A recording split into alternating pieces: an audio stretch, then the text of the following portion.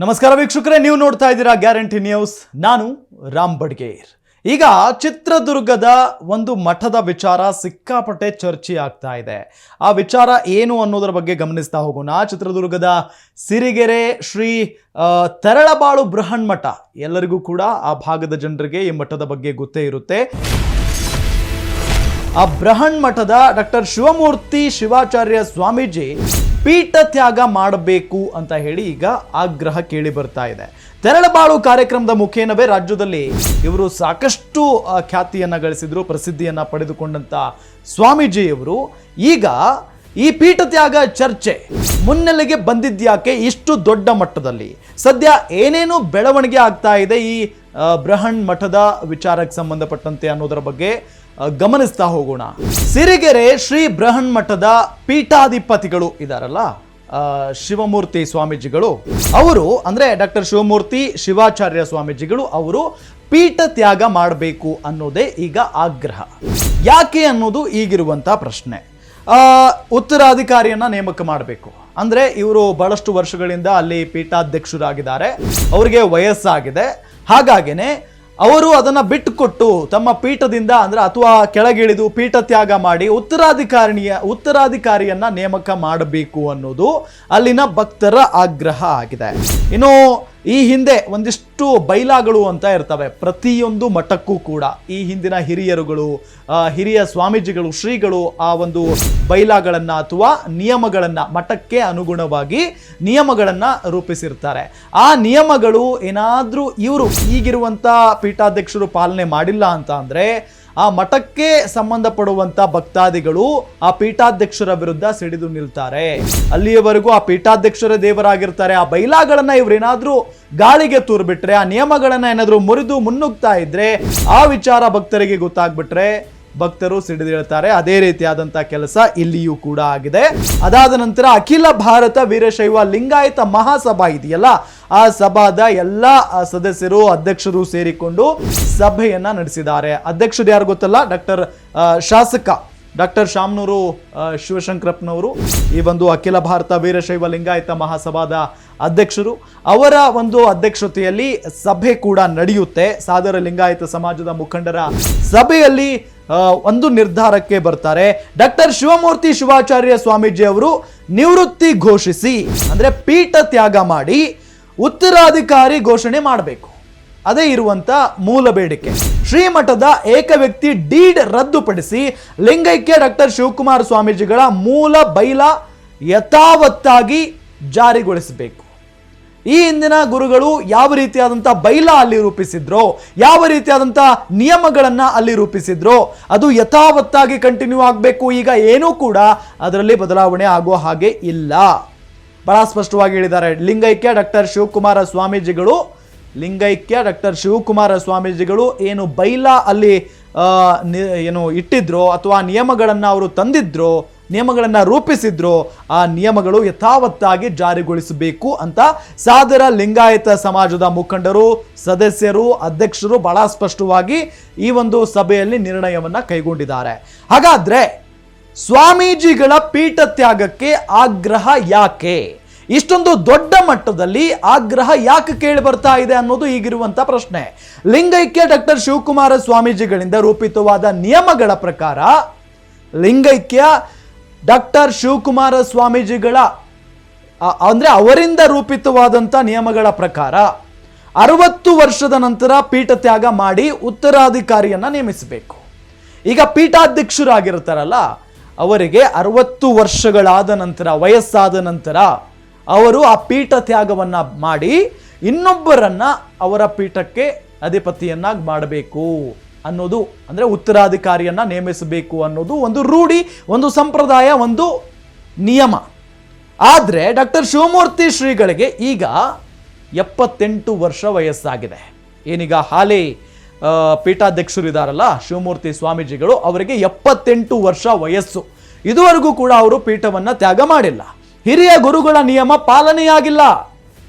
ಈಗ ಇದೇ ಆಕ್ರೋಶಕ್ಕೆ ಕಾರಣ ಆಗಿರೋದು, ಭಕ್ತರ ಆಕ್ರೋಶಕ್ಕೆ ಕಾರಣ ಆಗಿರೋದೇ ಇದು.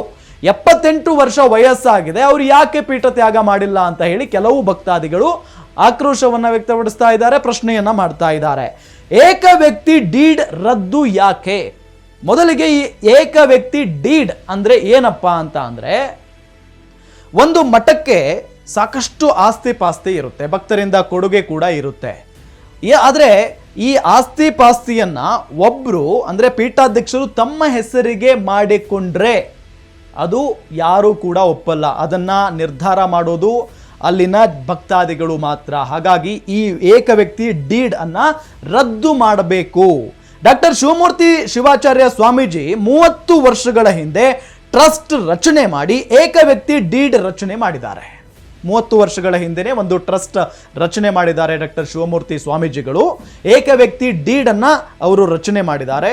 ಆದರೆ ಇದು ಮಠದ ನಿಯಮದ ಪ್ರಕಾರ ವಿರುದ್ಧವಾದದು. ಮಠದ ನಿಯಮ ಇದನ್ನು ಹೇಳಲ್ಲ, ಆದರೆ ಆ ನಿಯಮವನ್ನ ಪಾಲನೆ ಮಾಡಿಲ್ಲ ಈ ಶಿವಮೂರ್ತಿ ಸ್ವಾಮೀಜಿಗಳು. ಅದನ್ನ ಗಾಳಿಗೆ ತೂರಿದ್ದಾರೆ. ಭಕ್ತರ ತೀರ್ಮಾನವೇ ಅಂತಿಮ ಆಗಬೇಕು ಅನ್ನೋದು ಸಭೆಯಲ್ಲಿ ಅಭಿಪ್ರಾಯ ವ್ಯಕ್ತವಾಗಿದೆ. ಸಾದರ ಲಿಂಗಾಯತ ಎಲ್ಲಾ ಸದಸ್ಯರು ಏನು ಭಾಗಿಯಾಗಿದ್ರಲ್ಲ ಆ ಸಭೆಯಲ್ಲಿ ಒಂದು ನಿರ್ಣಯಕ್ಕೆ ಬಂದಿದ್ದಾರೆ. ಭಕ್ತಾದಿಗಳು ಏನು ಹೇಳ್ತಾರೆ ಅದೇ ಫೈನಲ್ ಅಂತ ಹೇಳಿ. ಪೀಠ ತ್ಯಾಗ ಚರ್ಚೆ ಈಗ ಮುನ್ನೆಲೆಗೆ ಬಂದಿರೋದು ಯಾಕಾಗಾದ್ರೆ? ಇಷ್ಟು ವರ್ಷಗಳ ಕಾಲ ಇರಲಿಲ್ಲ, ಈಗ ಯಾಕೆ ಇಷ್ಟು ದೊಡ್ಡ ಮಟ್ಟದಲ್ಲಿ ಪೀಠ ತ್ಯಾಗದ ವಿಚಾರ ಮುನ್ನೆಲೆಗೆ ಬಂದಿದೆ?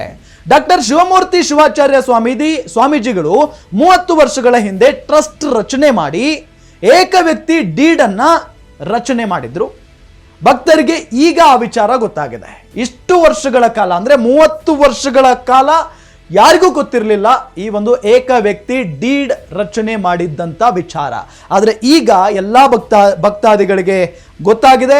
ಈ ವಿಚಾರ ನ್ಯಾಯಾಲಯದ ಮೆಟ್ಟಿಲು ಏರಿದೆ. ಈಗ ಒಂದು ಮಠದ ನಿಯಮಾವಳಿಗಳನ್ನು ಅಲ್ಲೇ ಪಾಲನೆ ಮಾಡಿದರೆ ನ್ಯಾಯಾಲಯಕ್ಕೆ ಹೋಗುವಂಥ ಅವಶ್ಯಕತೆ ಇರಲಿಲ್ಲ. ಈಗ ನ್ಯಾಯಾಲಯದ ಮೆಟ್ಟಿಲೇರಿದೆ. ಇದು ಸಹಜವಾಗಿ ಭಕ್ತರ ಆಕ್ರೋಶಕ್ಕೂ ಕೂಡ ಕಾರಣ ಆಗಿರೋದು. ಸ್ವಾಮೀಜಿಗಳ ಪೀಠ ತ್ಯಾಗ ಆಗ್ರಹಿಸಿ ಕಳೆದ ಹಲವು ವರ್ಷಗಳಿಂದ ಸಭೆಗಳು ನಡೀತಾನೆ ಇದ್ವು. ಸ್ವಾಮೀಜಿಗಳು ಪೀಠ ತ್ಯಾಗ ಮಾಡಬೇಕು, ಅವರಿಗೆ ವಯಸ್ಸಾಗಿದೆ ಅಂತೆಲ್ಲ. ಆದರೆ ಒಳಗೊಳಗೆ ನಡೀತಾ ಇದ್ದಂಥ ಸಭೆಗಳು. ಆದರೆ ಈ ಒಂದು ಚರ್ಚೆ ಹೊರಗಡೆ ಬಂದಿರಲಿಲ್ಲ, ಮುನ್ನೆಲೆಗೆ ಬಂದಿರಲಿಲ್ಲ. ಆದರೆ ಈ ಒಂದು ವಿಚಾರ ಈಗ ಸಿಕ್ಕಾಪಟ್ಟೆ ಮುನ್ನೆಲೆಗೆ ಬಂದಿದೆ. ಜೊತೆಗೆ ಇದೀಗ ಶಾಮನೂರು ಶಿವಶಂಕರಪ್ಪನವರು ಕೂಡ ಇದಕ್ಕೆ ಈ ವಿಚಾರಕ್ಕೆ ಈಗ ತಲೆ ಹಾಕಿರೋದು. ಹಾಗಾಗಿನೇ ಈ ಒಂದು ವಿಷಯ ಇಷ್ಟು ದೊಡ್ಡ ಮಟ್ಟದಲ್ಲಿ ಚರ್ಚೆ ಆಗ್ತಾ ಇದೆ, ಮಹತ್ವವನ್ನ ಪಡೆದುಕೊಂಡಿದೆ.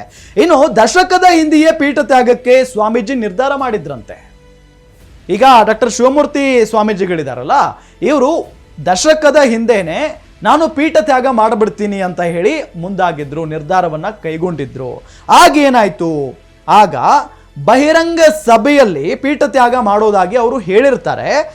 ಆದರೆ ಭಕ್ತರು ಇಂತಹ ನಿರ್ಧಾರವನ್ನ ಕೈಗೊಳ್ಳದಿರಿ, ಅಪ್ಪಾಜಿ ನೀವು ನಮಗೆ ಬೇಕು, ನೀವೇ ಮುಂದುವರಿರಿ ಅಂತ ಹೇಳಿ ಕೇಳ್ಕೊಳ್ತಾರೆ. ಆಗ ಒತ್ತಾಯದ ಮೇರೆಗೆ ಈ ಡಾಕ್ಟರ್ ಶಿವಮೂರ್ತಿ ಸ್ವಾಮೀಜಿಗಳೇನು ಮಾಡ್ತಾರೆ, ಭಕ್ತರು ಇಷ್ಟೊಂದು ಕೇಳ್ಕೊಳ್ತಾ ಇದ್ದಾರಲ್ಲ, ಮುಂದುವರಿಯೋಣ ಅಂತ ಹೇಳಿ ಅವರು ಕಂಟಿನ್ಯೂ ಆಗ್ತಾರೆ.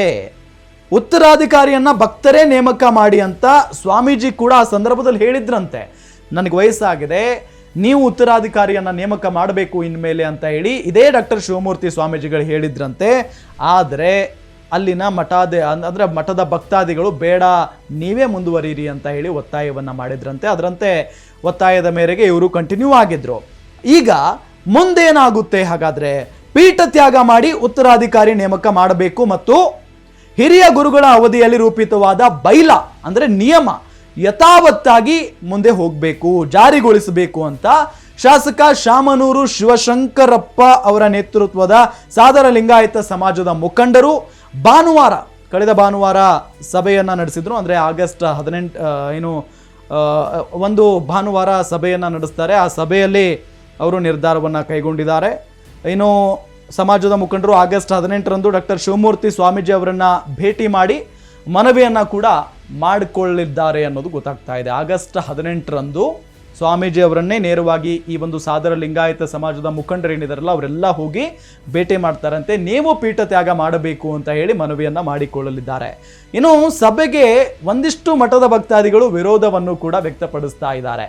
ಯಾಕೆ ಅಂತ ಹೇಳಿದ್ರೆ, ಸ್ವಾಮೀಜಿ ಬಹಳ ಒಳ್ಳೆಯವರು, ಯಾಕೆ ಈ ರೀತಿಯಾಗಿ ಅವರನ್ನ ಪೀಠ ತ್ಯಾಗ ಮಾಡಿ ಅಂತ ಒತ್ತಾಯ ಮಾಡ್ತಾ ಇದ್ದೀರಿ, ಜೊತೆಗೆ ಮಠದ ಮರ್ಯಾದೆಯನ್ನು ಕೂಡ ನೀವು ಕಳೆದು ಬಿಟ್ಟಿದ್ದೀರಿ, ನ್ಯಾಯಾಲಯಕ್ಕೆ ಈ ವಿಚಾರವನ್ನ ತೆಗೆದುಕೊಂಡು ಹೋಗುವಂತ ಅವಶ್ಯಕತೆ ಏನಿತ್ತು ಅಂತ ಹೇಳಿ ಕೆಲವೊಂದಿಷ್ಟು ಜನ ಭಕ್ತಾದಿಗಳು ಕೂಡ ಪ್ರಶ್ನೆ ಮಾಡ್ತಾ ಇದ್ದಾರೆ.